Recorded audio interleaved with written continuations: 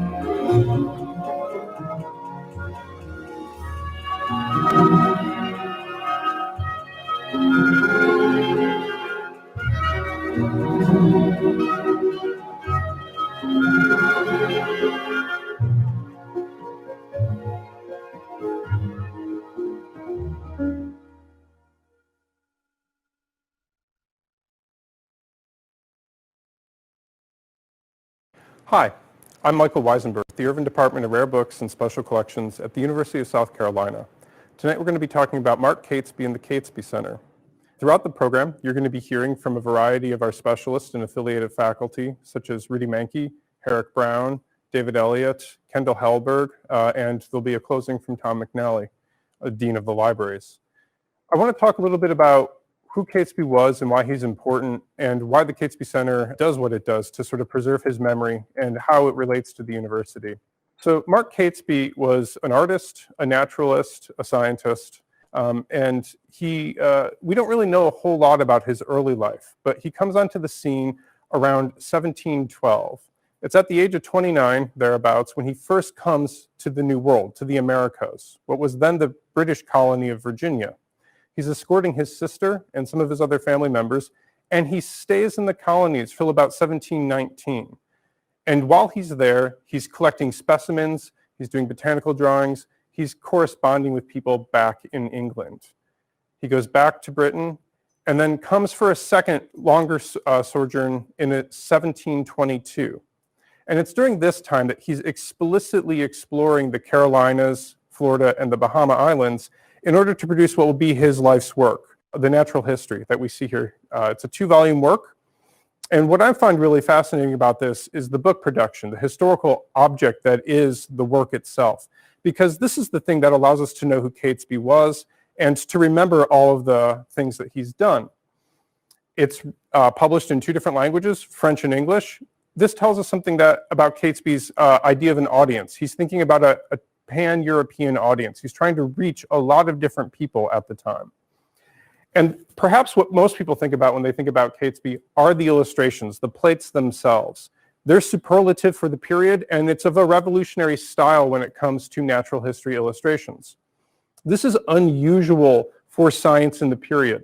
Traditionally, someone who's doing scientific work is doing the research, maybe writing the text itself, but then other people are going to be doing the illustration. And it would usually take an entire team of artists and artisans to make the illustrations for a book. You have the person drawing the illustration, the person carving or etching the work either into wood or into copper, and then you have the printer and the colorists coming later to finally bring this illustration to life.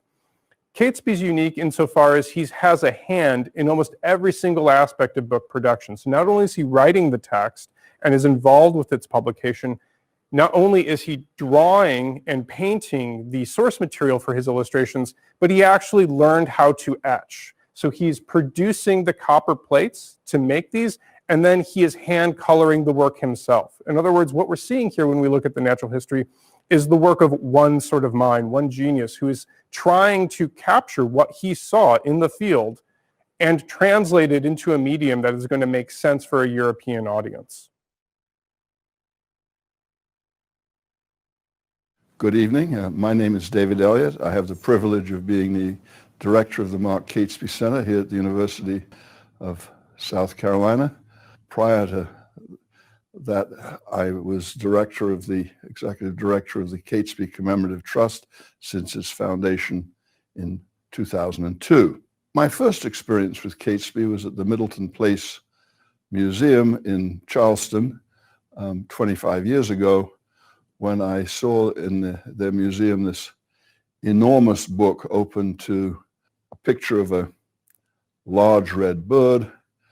It was titled A Red Curlew, and I knew from a lifetime of bird watching there was no such bird.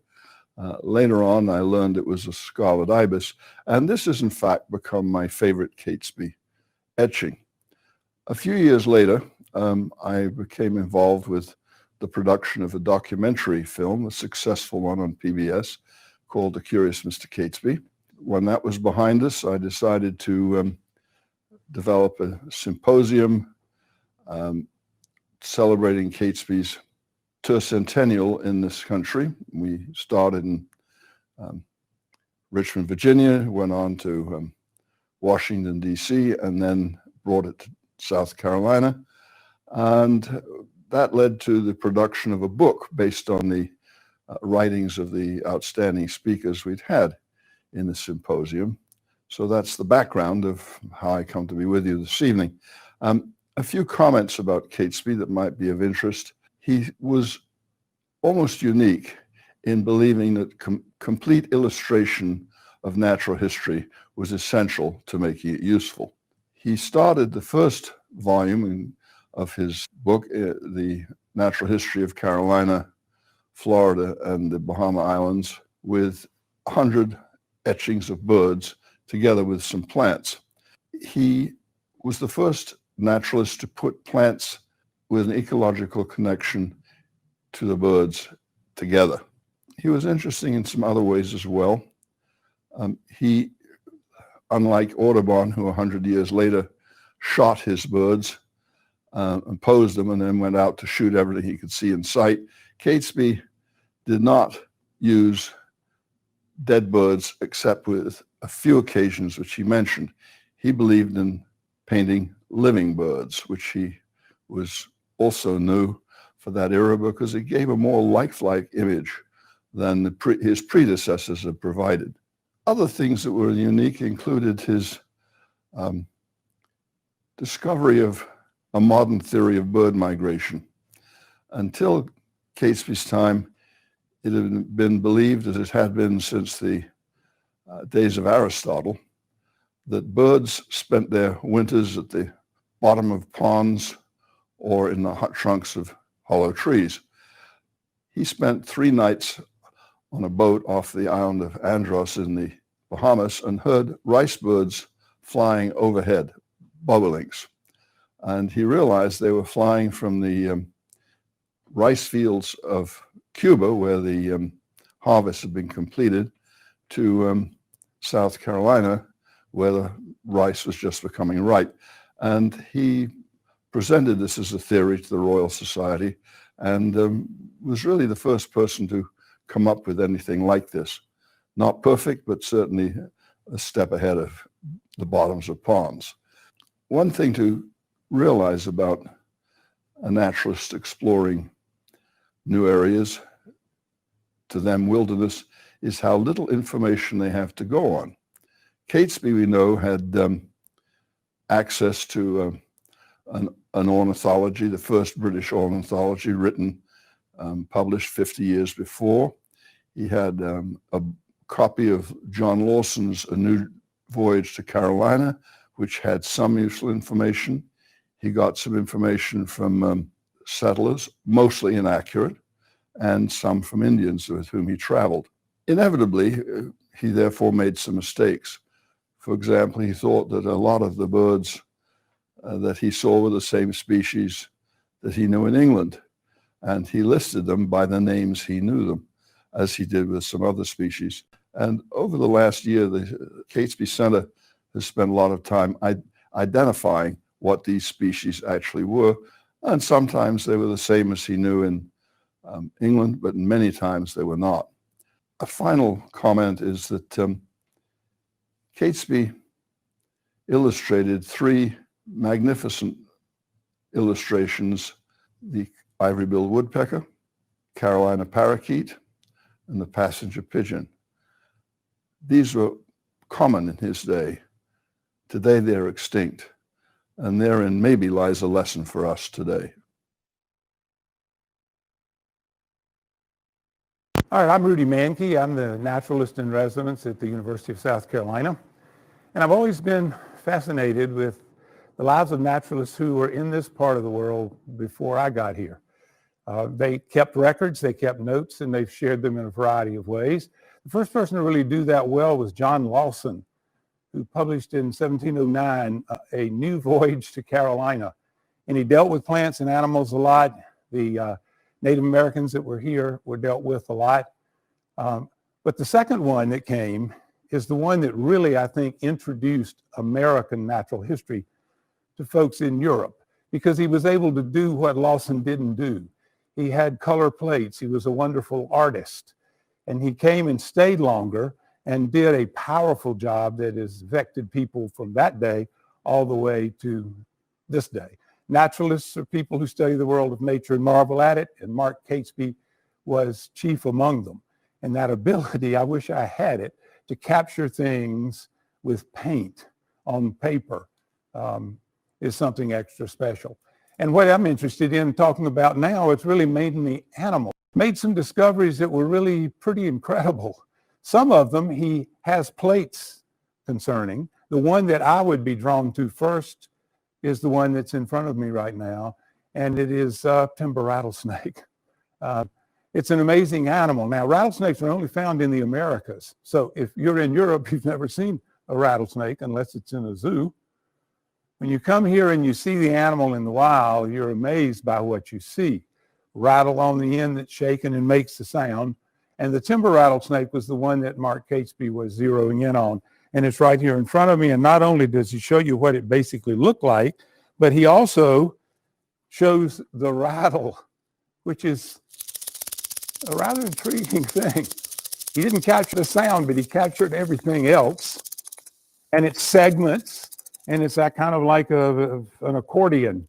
And he noticed that and realized, of course, that this was one of the largest venomous snakes. And everyone who had lived here when he got here told him that this was one that you wanted to give leeway to. And if you put it right next to the rattle that he depicted, there are a lot more segments in his than in the rattle I've got. Now, that's at the back end. What's at the front end?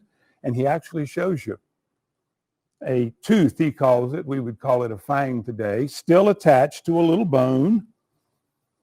And I got one of those, and it's small, curved like a tooth, but hollow. And you can actually see the hollow spaces. And that's what's drawn there pretty wonderfully. Those are the kinds of things, those illustrations, I think that it really what made Catesby's work grab people in Europe, and they wanted to come and see them for themselves. He took Lawson's way of breaking things up into beasts instead of saying mammals like we would today. Anything with fur was called a beast. And Lawson had lists and Catesby had lists, and Catesby's lists were longer than Lawson's because Lawson was just looking at Carolina. Catesby really did more than just the America in the southeast from Virginia down. He was also looking at animals that are circumboreal, that go all the way around the world. Walrus, that would not be in Carolina, but he featured that. Reindeer or caribou would be a more proper name. Those kinds of things he talked about too, and even the Bahamas also. One of the things, the animals that really got him mammal-wise was a raccoon, which is a very common animal in North America. He had never seen it before, and he must have done a dissection to have found this particular bone. And this is a very distinctive bone that's only found in the penis of a raccoon. It's called a baculum. And that curved shape, Catesby mentioned in his descriptions. He was a good observer. The opossum was another one that he said was only found, in America. So many of their relatives are in South America and other marsupials scattered around the world, but that's not something you would see in Europe. Constantly comparing what was here with what you see in Europe. And not only was he looking at things in the present, I think it's kind of interesting because he was introduced, he doesn't spend a lot of time working on this, but introduced to fossils in the fossil record.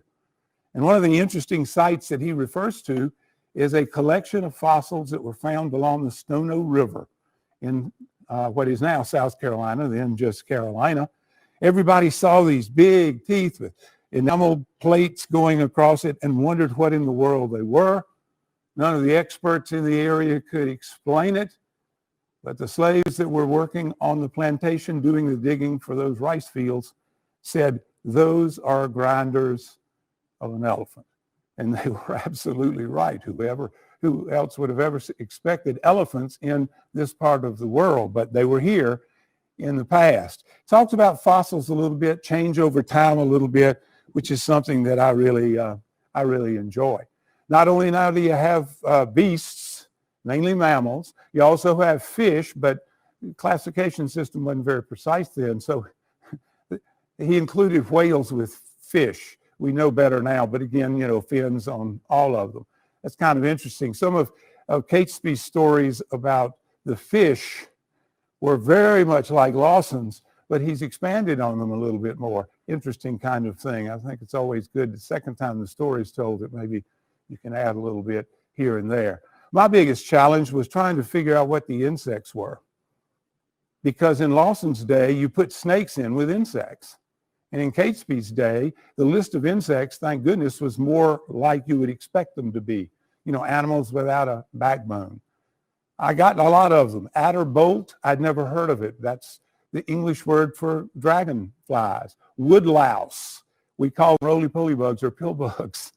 I figured that one out. But man-gazer was one that absolutely blew my mind because what does that mean? What are you referring to?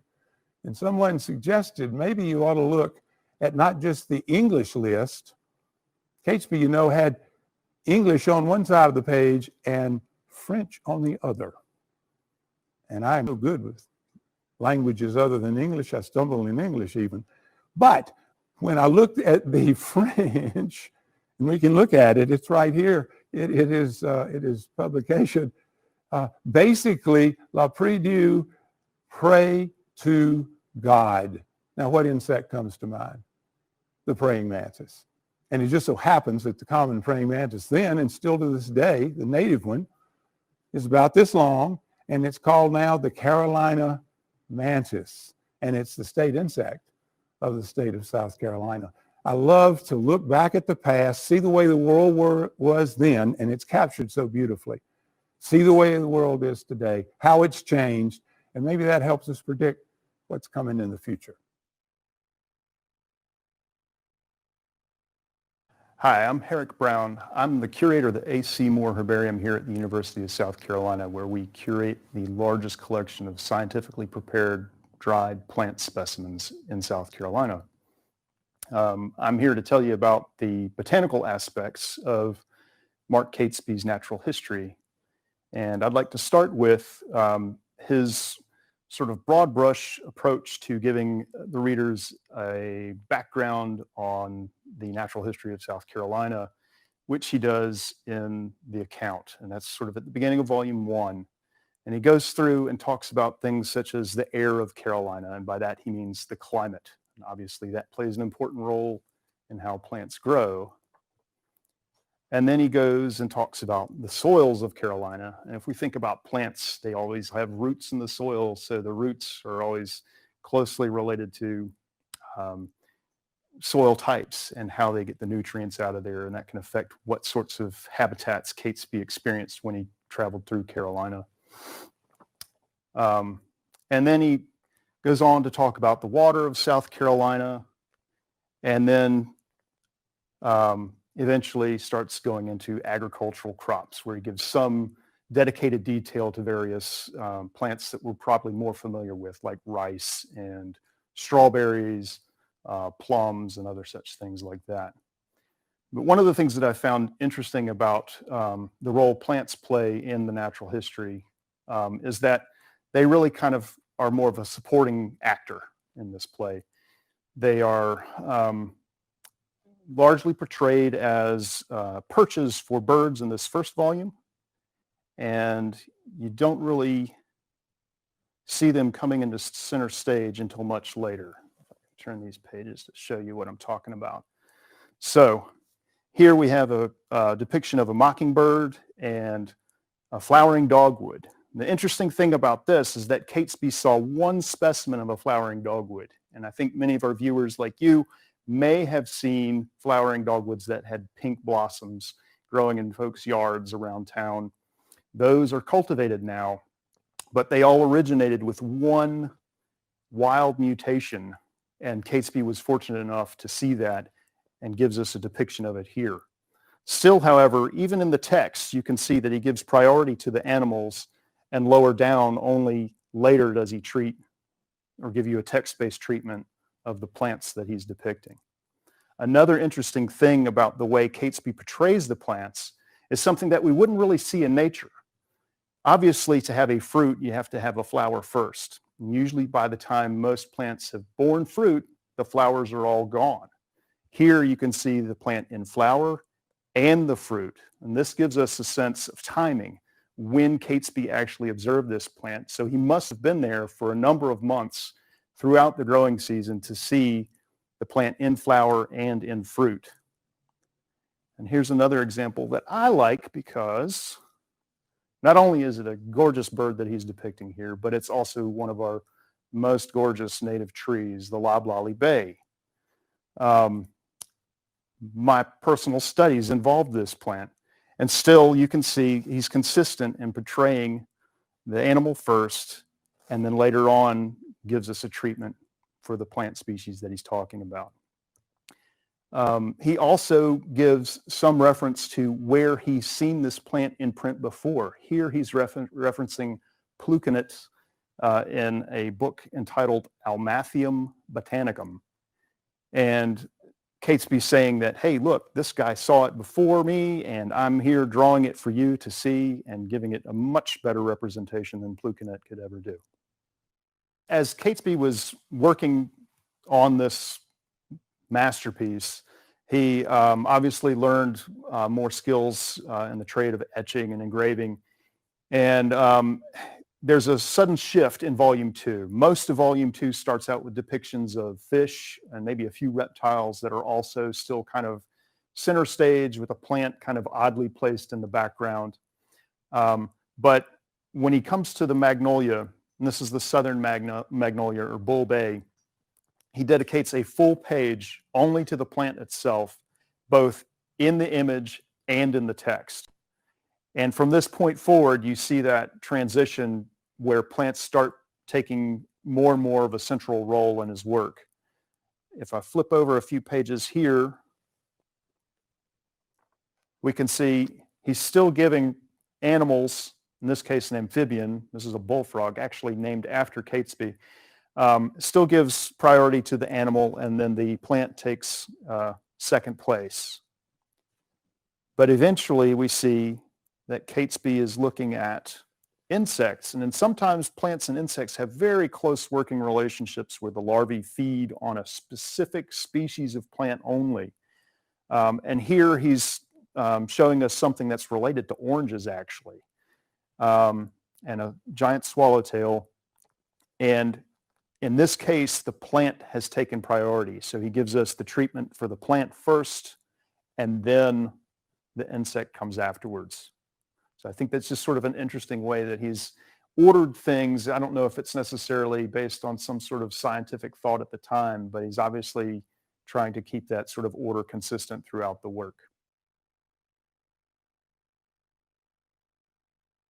Hi, I'm Kendall Hallberg, and I am the digitization assistant for the Irving Department of Rare Books on the Catesby Natural History Project. So I got interested in this project because my current supervisor mentioned it to me. I'm very interested in illustration and art, so I thought it'd be a good way to branch into that, as my history is in archives, which is manuscripts, writing, so different perspective on special collections. So I started at the South Caroliniana Library, and I heard about the digital collections. So I wanted to work on a digital collections project because I'm very interested in the access of collections, that digitization makes them much more accessible to more people. So I wanted to work on one of these projects. There were several up, and the one with the most illustrations was the one that interested me the most. Since working on this project, I have learned a lot, mostly about all of the different types of metadata standards. We're using several specialized standards for this, including Audubon Core and Darwin Core. So it's been very much a learning process. I've also learned a lot about natural history in general, and so that's been a really neat experience. What I hope to get from this collection is continued experience working with special collections, rare materials. It's been really fun to work on. I definitely hope to continue doing it in the future. What I hope that others are able to get out of this collection is that same level of engagement and excitement about the illustrations and the work. The process isn't too complicated. We use a very specialized scanner. It's a book scanner that lies at a 100-degree angle for the safety of the materials. So they're large books, so it is a lot of finagling with the materials to get them to fit on the scanner. They're just about the same size as the scanning bed.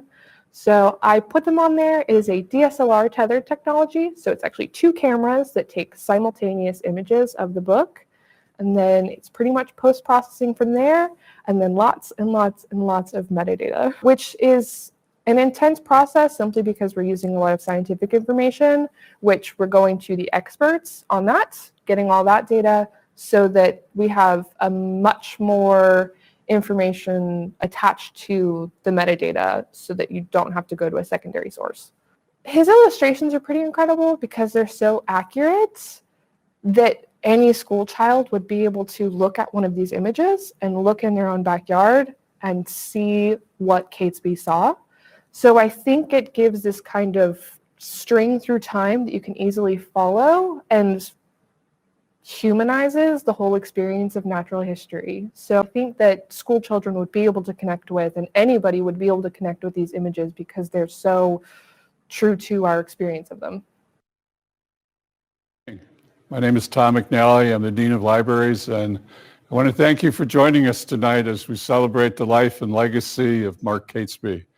I hope you've been impressed with our Catesby Center team. We have a great group of people. We didn't have to twist anybody's arm. They all volunteered. They were all excited to be part of this undertaking. You know, one of the things that really bothers me is everybody knows who John James Audubon was, but you know, I live in a world of very highly educated people. When you talk to somebody who's got a PhD and you talk about Mark Catesby and they say, who? That bothers me because Catesby did as much as Audubon did, if not more. 100 years earlier, there were no trails, there were no settlements. You know, he was there by himself, but Audubon was a bit of a self-promoter. If you've ever seen the paintings of him, you know, his long flowing hair and his musket and his dogs are next to him. You know, he portrayed himself as the great frontiersman. Catesby, you can't find any images of him. That wasn't his thing to promote himself.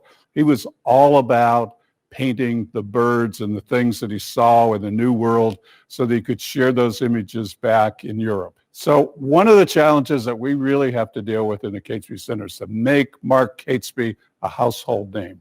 And we're going to do that. We're going to accomplish it. But we need your help in order to do that. And it's financial help that we need. The university loves the Catesby Center, but they don't give me any money for it. So we really have to rely on, it's the Blanche Dubois model.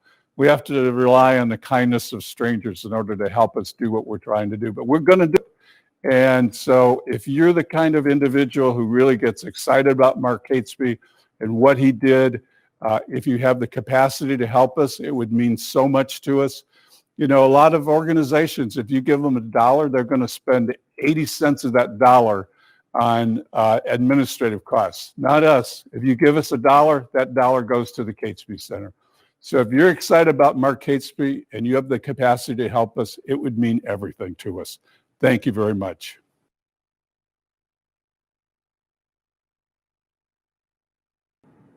Thank you.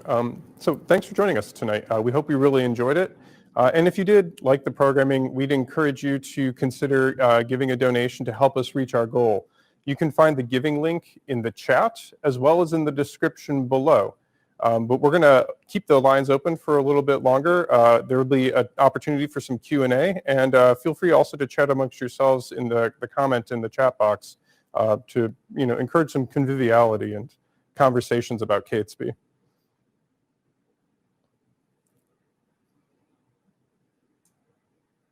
First question, this has all been so amazing. Is the digitized version available if we want to pursue it?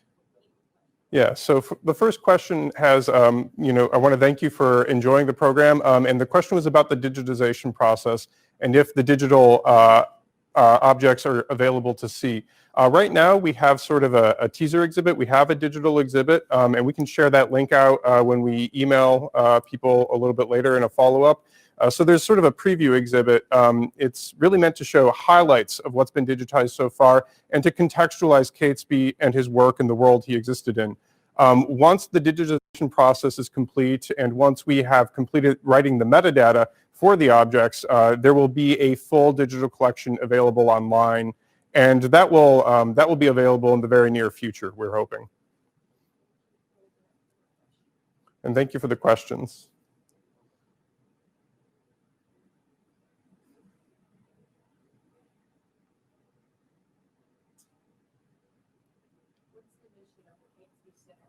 Okay, we have a question about what is the mission of the Catesby Center. The Catesby Center, well, its primary goal is to promote knowledge about Mark Catesby, to make sure that the general public can learn more about who he was, the work he's done, and to highlight the university's holdings in Mark Catesby. Beyond that, we're interested in education and outreach for natural history and natural science more broadly conceived. So while the initial goal is really to sort of digitize and make these works widely and publicly available, in future we're hoping to develop programming, especially for primary education programming throughout the state, and to increase the public knowledge about who Mark Catesby was. Question from Terry. Did Catesby paint in the field? If so, what material did he use? Okay, we have a question from Terry asking if Catesby painted in the field, and if so, what materials he used. I don't actually know what materials he used. That's something we can follow up with you on, though. I'm sure there might be some people who are watching this and who can put that in the chat to help answer. But he did sketch in the field. He did draw from life, and he did definitely paint his watercolors and did the etchings when he had returned from his travels to Britain. So the work was being done in the field sort of primarily, and then as he returned, he's producing the more elaborate artistic works back in England, and then producing the etchings over a series of, I believe it's about 12 years. He's converting the watercolors to the etchings that will become the book, The Natural History. Next question. This is from Samantha. Did he seek to focus on the coastal region of South Carolina, or did he go into the Midlands and upstate as well? So we have a question from Samantha, and she's asking, did Catesby focus on the coastal areas, or if he went up to the Midlands and the upstate as well. Travel in the period is mostly along the coast, and he is sort of staying in different important cities in that area. But Catesby is traveling into the interior. The extent to which he talks about a little bit in the account, and so he is sort of getting to know the interior a little bit, but of course travel in the period is not as easy as it is today or even was in the 19th century. So it's not as something as extensive as what he's doing.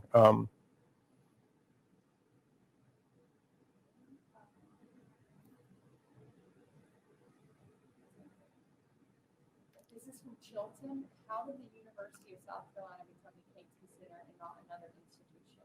So this is a question from Chilton asking how the University of South Carolina became the Catesby Center and not another institution. That's a really great question. This happened about a little bit over a year ago. I think that it was in the works slightly before then. The University of South Carolina has really great Catesby holdings, and the Catesby Commemorative Trust was looking to find an academic home, and it just seemed very obvious. There was a lot of synergy between the University of South Carolina's resources and what the Catesby Center's mission was and what they hoped to achieve. So it fit. It made a lot of sense. It met the goals of both institutions, and now we're very sort of proud of having the center here at South Carolina, and we think that this is really the best place to have it. A question from Colin. Do you know if Catesby filmed and painted the non-game fish gar prevalent in Florida through South Carolina? I'm sorry, could you repeat that louder? Do you know if Catesby filmed and painted the non-game fish gar prevalent in Florida through South Carolina? Did Catesby caught and painted the garfish prevalent in Florida and South Carolina? I believe the garfish is in volume 2, and this is something I can follow up with David and Rudy, but I'm almost certain the garfish is in volume 2 of the natural history. So there is a representation of that, yes.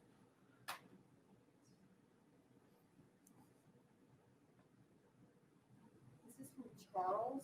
What do we know about what species described in his works he actually experienced in the wild during his time here versus grown in English gardens or sent by others after his return to England?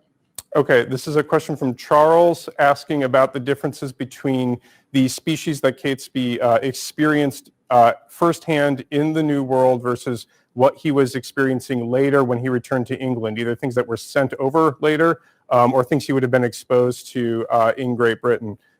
He does talk about the differences in the accounts, and he often in his descriptions describes and cites previous scholarship and talks about how he came to be exposed to the different species. I can't really speak to specific species off the top of my head as far as like which ones he definitely saw in the New World versus which ones he saw elsewhere or later, but he does give references to what he is personally seeing firsthand, what he's hearing about third hand while he's over in the colonies, and who's looking at things prior to him and how he's learning about these objects. So he is citing his sources. He's often giving reference to how he learned about things and contextualizing where he's getting his knowledge from. So when one looks at the natural history, one can certainly sort of deduce or suss out what he's seeing himself and is able to describe and depict, and what he's learning about from others. From Sandra, is it known if Audubon knew of Catesby? Sandra asked, is it known if Audubon knew of Catesby? I believe Audubon knew about Mark Catesby. Mark Catesby's work was very influential throughout the 18th and 19th century. Linnaeus drew from Catesby a little bit, and it's been established that a lot of the nomenclature for especially the avian, the birds, was very much pulled from Catesby's work. And I've read other scholars who've talked about the fact that because of that, Catesby's natural history is still a very important ornithological work that later scientists have to reference throughout the 18th and into the 19th century.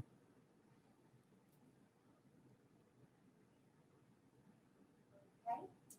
This is from Samantha. What is your favorite Catesby illustration? This is a question from Samantha asking, what is my favorite Catesby illustration? I do like the Bird of Paradise, which we have up here, but I also do like the Carolina parakeet. I think this is great. There's such interesting birds. Unfortunately, we'll never really be able to get to see one ourselves. And so this is a really great opportunity to try and interact with this beautiful, friendly, sociable bird that unfortunately we've lost. And this is one of my favorites. There's so many though, it's hard to pick one. I know Rudy would probably say it's the rattlesnake. David Elliott would probably say it's the scarlet ibis. And I'm sure other people in the libraries have their own favorites too. I also really like the ivory-billed woodpecker. It's such a striking image.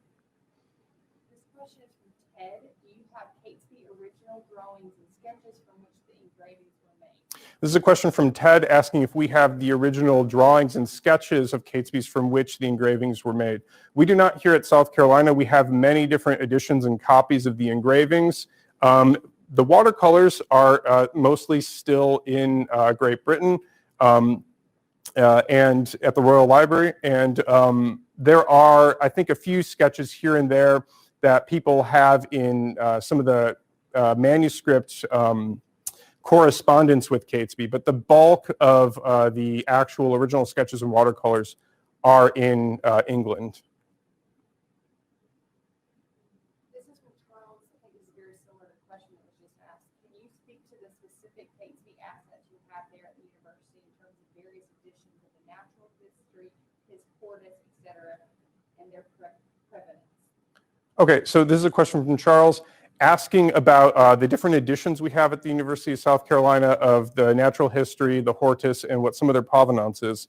So at the University of South Carolina, we have 5 different copies of the natural history.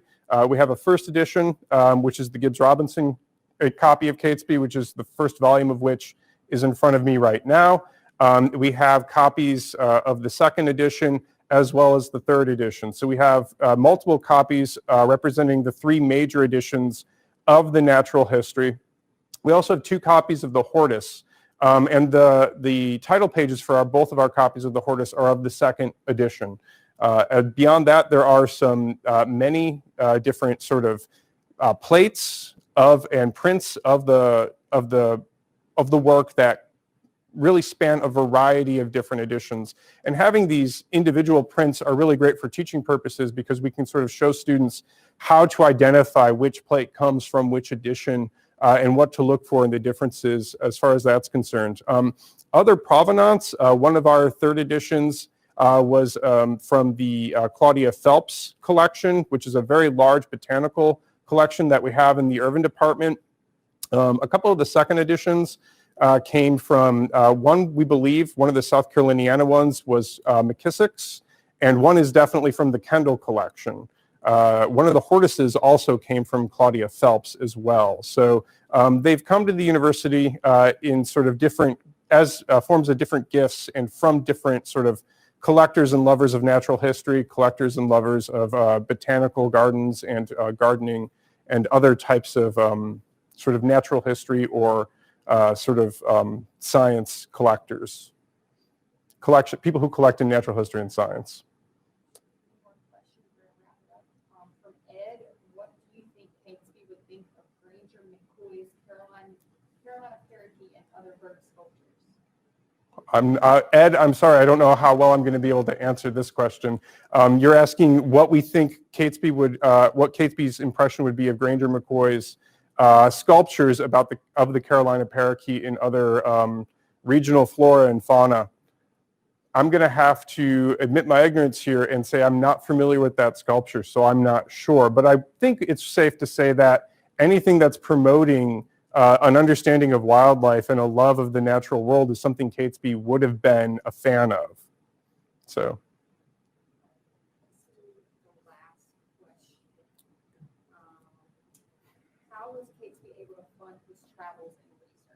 Okay, so we got one more question here. How is Catesby able to fund his travels and research? So when Catesby first comes to the New World, he's escorting his sister, Elizabeth, and some other family members, and he stays mostly in Virginia.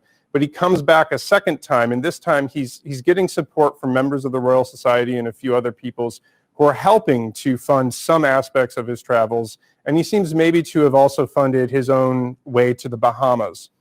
When he comes back to England, he's getting some funding from some patrons to work to produce the natural history, which would have been a very expensive book to produce in the time period. Just the copper plates alone and the work to produce the engraving and the paper itself, often paper is the most expensive aspect of producing a book, would have had to have come from sponsors, but also this book is produced on subscription. There was a list of encouragers at the front of the book. So there were people from the Royal Society and from the aristocratic classes and other book sellers in the period were helping front the money to produce the work. I tell students often, and this is anachronistic, but just bear with me, often explain this to students, it's sort of like the 18th century version of Kickstarter, right? You get a bunch of people who are excited about your project, they're gonna help fund the thing so that it can come through to completion, and then we have this sort of great work. Again, I know it's anachronistic, but it's a really good way of explaining it to people in a modern audience. So I think with that, oh, go ahead, we got one more? Okay. Okay, so Dave is asking, Catesby mentioned some agriculture, but what about geology? Yes, geology is discussed, especially in the account. And I think Rudy and Herrick both talked about this a little bit. In addition to talking about sort of the soil from an agricultural perspective, he is looking at what we would call fossils. He describes, as Rudy mentioned, the grinders of an elephant that they're finding, but he's also describing shark's teeth and shells and a few other things that he's seeing. And there's this sort of understanding of an antediluvian sort of moment where he's noticing that there are strange sort of fossils and rock formations in the interior where one would not expect to see that. Now, he has a way of explaining it that sort of circulates around the idea of the flood, but he is noticing these rock features and how things are a little bit different, and he is trying to describe them and come up with a logic to explain them in the account. But they're not necessarily a strong feature of what he's talking about when he's describing the flora and fauna throughout the bulk of the natural history. Okay, so I want to thank you all for joining us. Again, if you've liked the program, please consider donating. The giving link is in the chat as well as in the description of the video. We're really pleased and excited that you all wanted to get together virtually at a safe distance and talk about Mark Catesby and the Catesby Center. We're certainly excited about it, and we hope you are too. Thank you, and good night.